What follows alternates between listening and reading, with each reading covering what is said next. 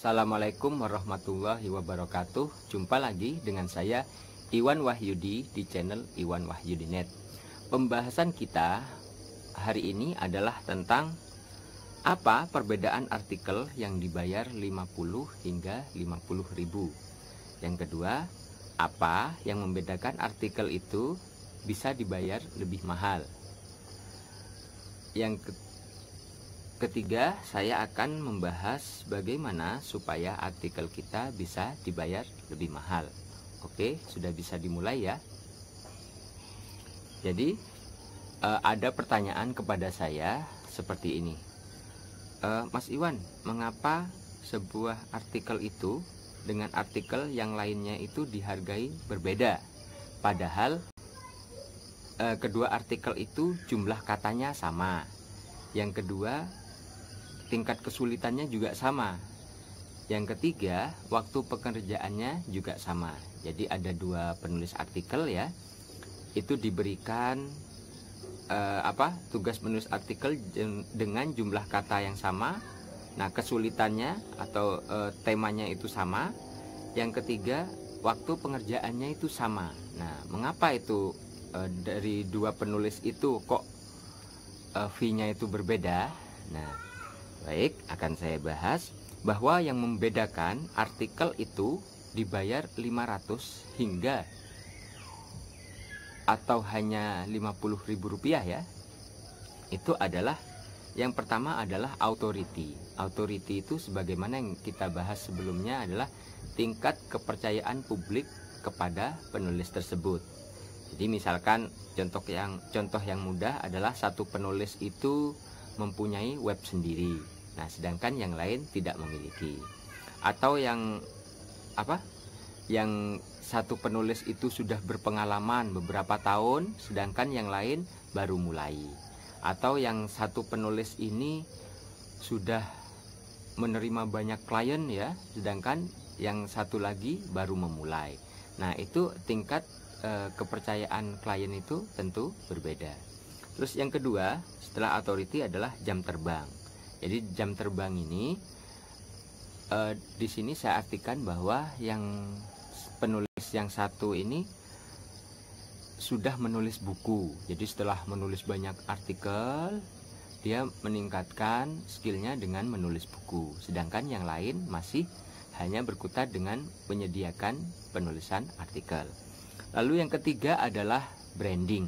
Nah, branding ini adalah seperti yang saya sebutkan sebelumnya, bahwa branding ini sebenarnya bagaimana orang itu setiap kali menyebut nama kita itu ingat pada satu hal. Nah, misalkan Iwan Wahyudi itu adalah penulis buku, atau kadang orang menulis Iwan Wahyudi itu adalah penulis annual report. Iwan Wahyudi itu adalah penyedia jasa penulisan buku. Jadi setiap orang menyebut nama kita, nah, itu menyebut satu atau beberapa kata yang sama. Misalkan penulis buku, jasa penulisan buku, penulis biografi, co-writer, ghostwriter, dan lain sebagainya.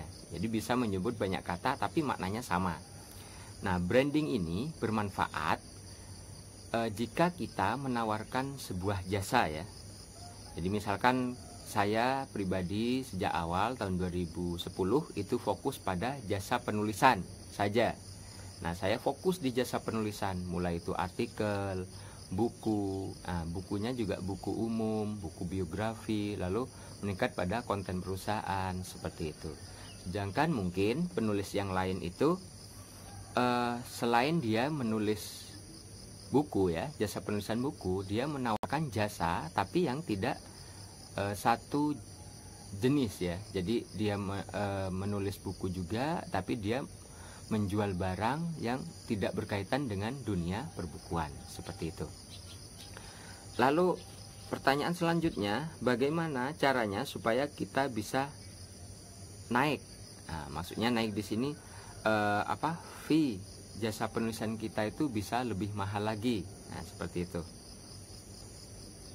Yang pertama yang harus dilakukan sebagaimana yang saya sebutkan tadi, pertama kita harus punya blog yang baik. Ya, jadi blog yang baik ini adalah blog yang menampung semua informasi tentang jasa yang kita tawarkan. Misalkan dari penulisan artikel seperti ini, dari jasa penulisan buku seperti ini, untuk konten perusahaan seperti ini. Nah, ini fungsinya apa? Ini adalah untuk mengumpulkan informasi tentang jasa yang kita tawarkan. Nah, di blog yang baik ini syaratnya itu harus ada banyak artikel ya. Nah, sedangkan syarat artikel sendiri, setiap artikelnya itu yang pertama isinya itu harus menarik. Nah, isinya harus menarik. Menarik di sini mudah dipahami oleh pembaca.